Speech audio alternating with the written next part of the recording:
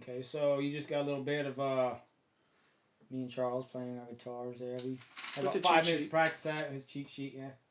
So I heard that old Blackfoot song a couple weeks ago and decided it'd be a good riff to kind of play around with a little bit. Nice little easy blues riff. But anyway, this is Riffs and Rabbit Holes. I'm Jim, that's Charles. And we're here to discuss theology, culture, personal musings, whatever happens to come to mind. I don't know how other podcasts do it. If they have they write out what they're supposed to talk about, and maybe it's behind the camera where the guy's saying, "Okay, now talk about this." We don't have any of that, so we can ramble, and who knows where we'll end up. So, if you want to talk about what we wrote down, it would just go EBABDA. yeah, we could do that. Not much. I don't think they want to hear that though. Probably not. No. Anyways, seeing how it is Riffs and Rabbit Holes, we thought we would bring our guitars on the show. Why don't you tell them a little bit about that? That's your favorite guitar, isn't it? It's my favorite guitar right now. This is a Sir Standard. I think it's what it is. It's a comfortable guitar to play. How long have you had that? Less than a year. Less than a year? I've owned hundreds of them. Hundreds of them? Hundreds of them. Man. You got one in the mail coming, don't you? It's not sure, but... No. You got one coming in the mail, don't you? I don't. I thought you got it. I was going to trade with a guy on Reverb.com, but he got cold feet.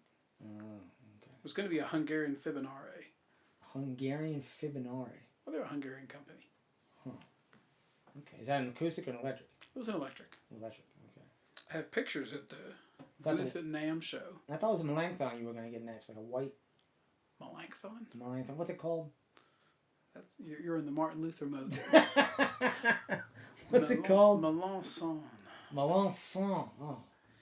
He's a Cajun guy, a Christian, a heck of a nice guy.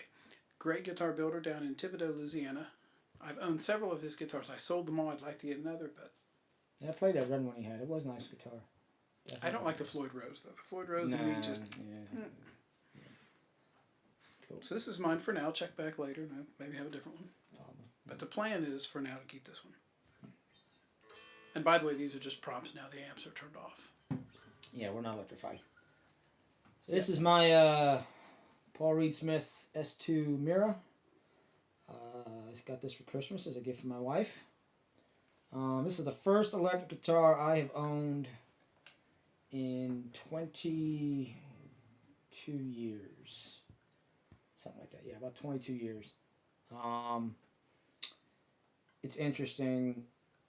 I lived and breathed playing my guitar when I was a kid growing up as a teenager. And shortly after I became a Christian, the Lord just kind of moved in my life to get rid of it. Sell it, get rid of it. Kind of leave it alone for a while. It turned into 20-some years. And then finally last year I got the itch. And I kind of felt like the Lord was saying, all right, you're not going to make an idol out of the thing at this point, so go ahead and get you another one. I really hope that doesn't happen to me. Yeah, I'm sure Tamara's thinking the same thing. So, I don't think it's a problem. No, I got this for Christmas. My wife got it for me, and I absolutely love it. It is a great guitar. It is by far the best playing guitar I've ever owned. It is an S2. It's not a core model for those of you who are in the know about things like that. So it's not like the super fancy version. But honestly, after all the research I've done, it's a matter of maybe wood choice. The pickups are made in Korea. They're designed in America versus being made in America. Big deal. This sounds like a rabbit trail. Yeah, it's just it's. Yeah, I found out all the little nuances that go into the difference between a $4,000 guitar and a $1,000 guitar, and honestly, it didn't make that much of a difference to me. So I went ahead and got the S2, and I'm happy with it. I love it. So it has a good heavy rock sound. I want it, but I can switch to single coil on either one of these, and you can get just about any tone you want out of this thing. So, accepting the fact that your amp has at least as much to do with it as your guitar. But mostly the fingers. Yeah, true. The player makes the guitar. So we got a ways to go on that for me. But now, too many people get into all the fancy gear and they forget to practice. But 90% is the fingers. yeah, I can see that. You get on YouTube and you start watching all these guys talking about gear, and before you know it, you're getting some exotic boutique pedal for like $200, and I have a few of those over there. yeah, you have a few of them. Just a few. But you've advanced enough in your playing that you can justify exploring gear a little bit. So me, I just need to stick to the basics for now. So, anyways, that's our riff segment, I guess. And a rabbit trail about your guitar. And a rabbit trail. Hey, I mean, I gotta brag about it. I love it. So, and it's super, super light. All right, this thing's like 6 pounds, which is good when you get old. 7.5. Yeah. So, getting into theology. Last week we talked about Michael Heiser's book. Dr. Michael Heiser's book, called The Unseen Realm. We actually sold a copy of his book. Really? Yes, someone actually heard our podcast and bought a copy of the book. So I think he's obligated to come on now as a guest. I would like to have him on at some point. That'd be cool.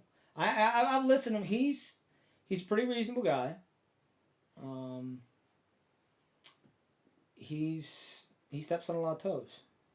That's Which for is sure. not a bad thing. Not necessarily. Depends on what toes you're stomping on. I don't think I found anything that he said that is literally objectionable. I mean, it's maybe different, but I don't think he said anything that's heretical or anything that wouldn't be compatible with biblical Christianity. I'll tell you where it comes closest is inerrancy.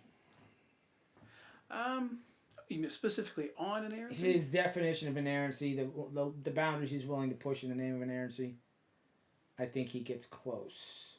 I don't think he necessarily steps over the line. I don't think he's any closer necessarily than Tremper Longman or John Walton or some of the other Old Testament guys, but yeah, probably ventures close enough to that area that a lot of evangelicals might not feel comfortable following him. Probably not. In all those areas. So we talked about the book. We talked about the basic purpose of it. It is to foster a supernatural view, a maximalist supernatural view of the Bible, of the biblical account of history. We talked a little bit about the Book of Enoch, what that was, the role that it played in some of its theology. And we left off on the subject of the Nephilim. So why don't you go ahead and give us a short account of basically how do the Nephilim, what role do they play in his interpretation of the overall purposes of God? I think where you're going with this one. So we talked a little bit about the if you want to call it Enochic worldview behind what he sees as the average Jewish believer's concept of the Old Testament background. By the way, we should point out this doesn't extend to every Jewish believer, but I think Heiser would take the point that most religious Jews at that point had this sort of thing in the back of their mind. In the Book of Enoch, the idea of a cosmic struggle between good and evil.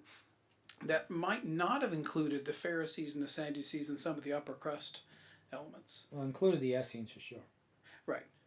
Which is, it's interesting to note that if you look at where Judaism went after the destruction of the temple, you essentially have more or less Pharisaism becoming rabbinic Judaism. So I think a lot of today's modern Jewish scholars would look at this sort of Enochic stuff and go, no. So this is it's mostly going to be put forth in Christian circles, not Jewish. Yeah, he actually also believes that the earliest Christian fathers held a fairly positive view of the Enochian version of ancient history. I thought you were going to say maximalistic again. No, that's your word. I don't want to steal it. You can have it. You can have it. Now obviously we're talking about Genesis 6. All right, the sons of God who came and had children, married sons of men. And there's been a couple of mainstream views. The one mainstream view is, of course, that it's a line of Cain and a line of Seth. But the supernatural, as he would put it, the supernatural interpretation is these were indeed actually angelic or divine beings. And I think, let's back up for 1 second. This is one thing I think people can get the wrong idea, is when he talks about divine being, he's not advocating a polytheistic view. What he's saying is these are created beings, but they're higher than a human. Right. They're supernatural. They're godlike. They're created by Yahweh, the Creator God. And they don't possess the incommunicable truths, or not truths, but attributes of God. They're not omnipotent. They're not omniscient. They're not eternal. Right. I mean, they're created just as humans and angels are. One way to make this, one way to highlight his view a bit would be to look at, he sees, rather than our concept of one fall in Genesis 3 with Satan or the serpent tempting Eve and both of them sinning, and then you see that revisited in Romans 12 with the idea that death and sin came into the world through man's transgression in Genesis 3. Heiser sees almost a threefold fall event with Genesis 3, and you probably know where this is going. Genesis 3 being the deception of Eve and Adam in the garden. And that's where he would say Satan himself fell. Right. In other words, the fall of Satan was not something that happened up in heaven and then he came down to earth. He actually places the fall of Satan in the garden. Well, Satan is being made in the image of God, having, of course, free will, as all beings made in the image of God do. All right, we'll get to that. Calvinists are not going to like that. There's one section where Calvinists their heads are going to explode on that. But that's okay. Let them explode. Okay. So you got the fall there of Satan in the garden and fall of man. And then you've got a second event, which is Genesis 6. And this is the Nephilim and the Watchers. The sin of the Watchers. That's a big phrase with him. And this is, of course, the evil angels, Satan. A couple others are given names, Semyaz, Azazel. And they come down, look on the fair, pretty daughters of men, and they have sexual intercourse with them, and the resultant beings or people are the Nephilim, the giants, the men of renown. Right. And this has pretty strong parallels in other Near Eastern religions. Yeah, and he's big on that. And the other thing that he mentions with that, now, correct me if this is actually getting into the third event, but is the idea of the Watchers imparting divine knowledge to man. No, that's not the third event yet. Okay, that was part of the second one. And that's also directly from Akkadian. Right. There's a lot of Babylonian and other texts Near East that talk about how these Watchers, these divine beings, gave them knowledge, everything from metallurgy to cosmetics. Nothing wrong with a little metallurgy. Yeah, I don't know any of that. But it was, they gave, and you find in Genesis, in the earlier chapters, you see the line of Cain and how they became artisans and metal workers and all these things. And basically the idea is that this is knowledge that was given to man. And the problem with that being that because man fell, that this made their fall worse. This facilitated a great increase in evil, and that this was part of God's big problem with them doing this. And also, that event also underscores the idea that the fall can't be seen as just a simple transgression by man of God's rules, but God's holy creation was invaded by supernatural evil who took it upon themselves to deceive. So we begin to see the fall is viewed not simply as Adam and Eve doing wrong, but rather Satan invading God's space and his angels, and in a way tricking them. So you begin to see less of an evidence, or less of an emphasis rather, of the fall just on man's transgression, and it begins to be partly Satan's attack and partly man's transgression. So basically, what Heiser's getting at is, and he gives this illustration a lot, that if you were to go to a Second Temple Jew or to an Israelite and say, why is the world so bad? What is wrong with this world? The typical evangelical response would be the fall of man. Which is man's fault. Right. But he says that a Second Temple Jew or an Israelite would say there's actually three things. It's not just the fall of man. It's the fall of man. It's the sin of the watchers in Genesis 6. And then what's the third one? The third one is the event of Genesis 11. I think this is really fascinating. This is perhaps a little bit more far-fetched. Well, I don't know, because Deuteronomy, was it 39 or 32? 32. Is it 32? 30, Deuteronomy That's 32. actually a fascinating verse. That kind of opened my eyes a bit on that one. Right. Not far-fetched to me, but I think this may be... his full take on Genesis 11 is going to be a little bit more than most evangelicals are used to, but I think it's going to pay some great dividends, particularly actually in terms of apologetics. But in essence, in Genesis 11, you've got the Tower of Babel, the idea God said, go be fruitful, multiply, fill the earth, and instead man has come together trying to build a tower to the sky, but essentially disobeying God. Mm-hmm. And then God scatters them. The story says he changes their language. But there's a backstory to that. The backstory is God is basically, he's saying, I'm scattering you guys, and then Deuteronomy 32 comes back and says God chose as his portion Israel, or I think the verse says Judah, with the implication being that the rest of the tribes, they're not God's people. And what he says is, according to Deuteronomy 32, he basically assigned control of these various other nations to these watchers, to these beings, and so that the scattering of Babel is actually the okay, you're going to get this people here, you're going to get this people here, and all these different beings are responsible for these nations.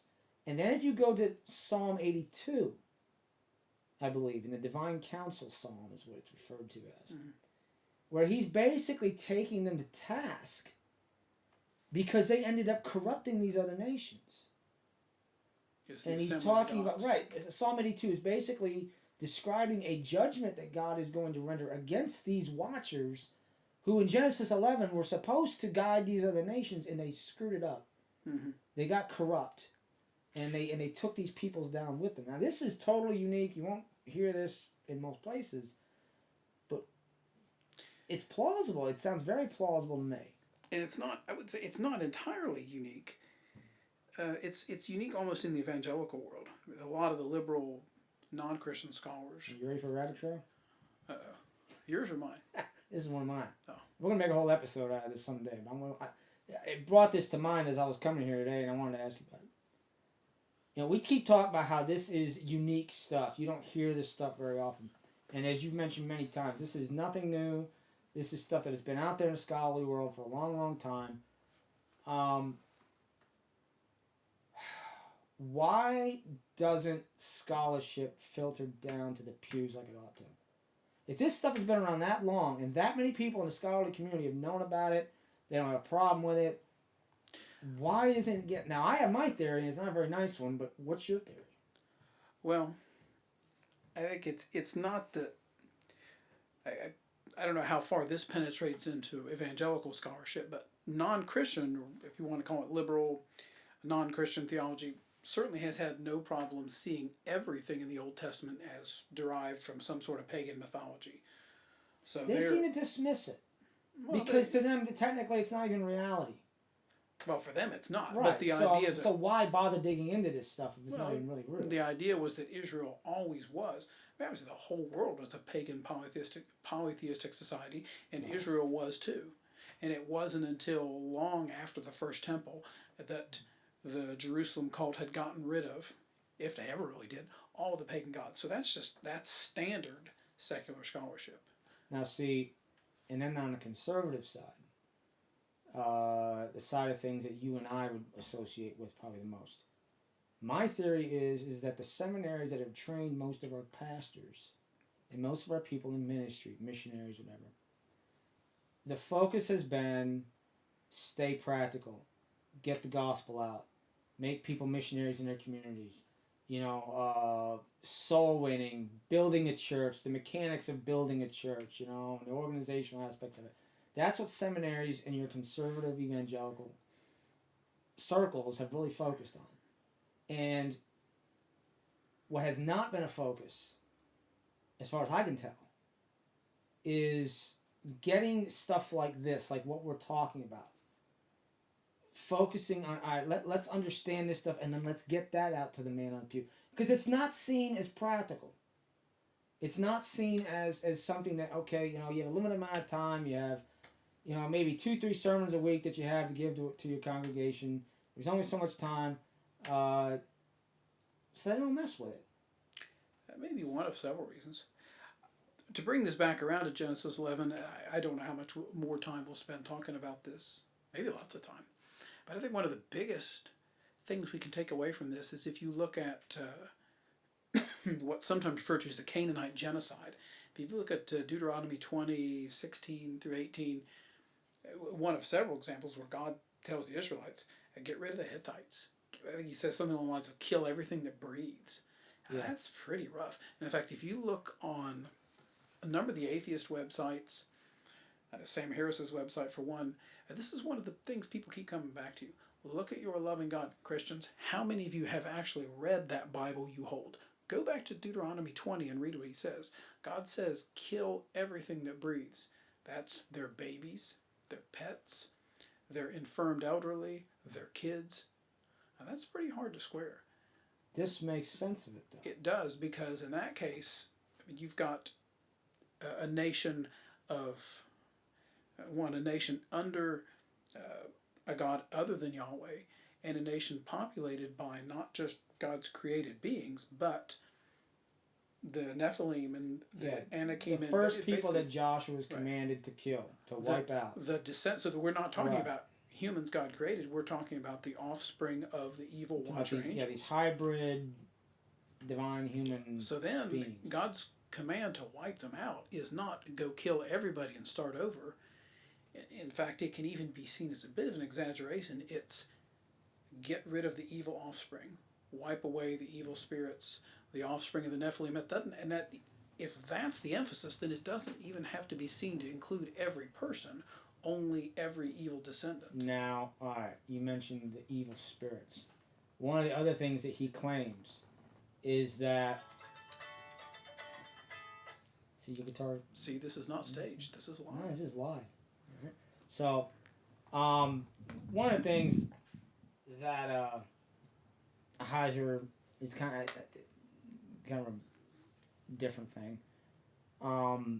He claims that the spirits of these Nephilim after they died, the Rephaim, the Nephilim, that these are what the Bible calls in the New Testament demons. Now, we typically have always heard, that demons are fallen angels. I guess maybe in one respect that could be true, depending on what you choose to do with the word angel. But basically what he's saying is demons are dead Nephilim, dead Rephaim. That these beings desire to be embodied because they're kind of stuck in this disembodied state. Because they're not supposed to be around at all. So they're not citizens of heaven. They're not even citizens of the earth. They're just kind of this in-between kind of limbo type being. And that's what he says. That's what he says demons are. Which explains a lot of how you see demons dealt with in the Gospels. Right. Jesus expelling them and allowing them to go into a herd of pigs. Which I don't have a problem with, because actually, and this is one of the things, I was talking to my wife about this back when I first started reading about this stuff. And I said, I asked her, I said, so what do you think a demon is? And she said, it's a fallen angel. Where do you find that in the Bible? And she started thinking about it. And she had the exact same reaction I did when I first started thinking. I'm like, I don't actually remember the Bible saying anywhere where they actually come from. I mean, are you aware of any place where it actually says that? Not that specifically. I think there's some verses that touch on it, like Luke 10, but I'm not sure that that's really what they're referring to. Satan falling from the sky like lightning. Mm-hmm. That's actually probably referring to Satan's influence waning as Jesus brings forth God's kingdom. So yeah, I think he's right on that. There really isn't an explicit description. So that's yeah. So I'm open to that. I'm open to his theory on that. How long have we rabbit trailed? We've rabbit trailed a lot. Yeah, rabbit trailed a lot. Yeah. We've only got a few minutes left. Only a few minutes left, but I mean, it's. I guess the point of me wanting to bring this up and just kind of explore different little avenues is I guess to bring out the fact that his real emphasis in this book seems to be there's this whole history is really God, Yahweh, and these different lower beings contending for this earth, for humanity, and God dealing with them and how He's going to deal with them in the final days, and that forms kind of the underlying backstage theme for a lot of stuff that we see going on. Or all the stuff. Or all of it, yeah. Which, I mean, on the one sense, that is very familiar evangelical ground in a way, especially our more Pentecostal type. They're with, deliverance ministries and their emphasis on the work of powers of darkness. It's not like you said, it's not like it's anything new. But he's starting to get specific with it.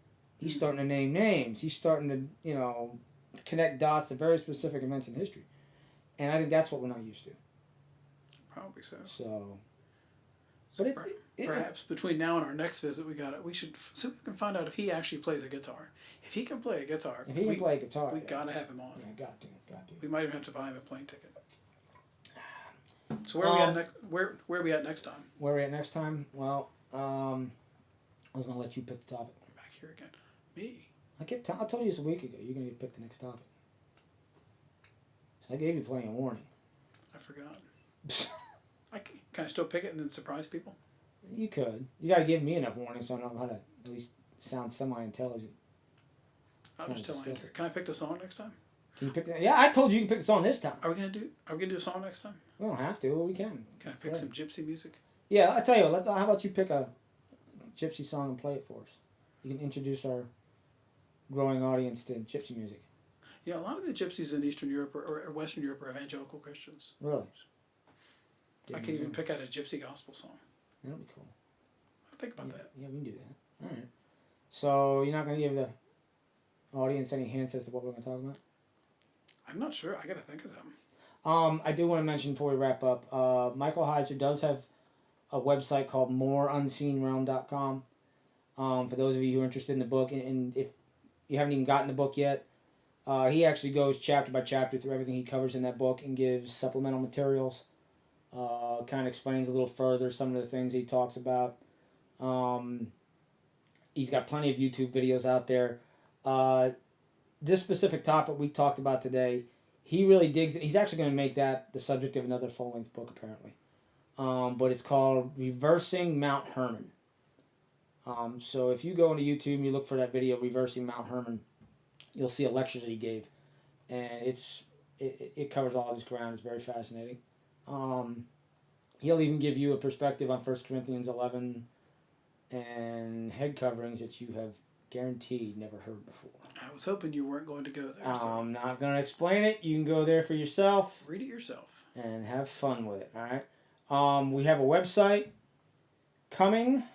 It ain't there yet. It's coming. On the audio, if you would leave a comment, let us know what you think.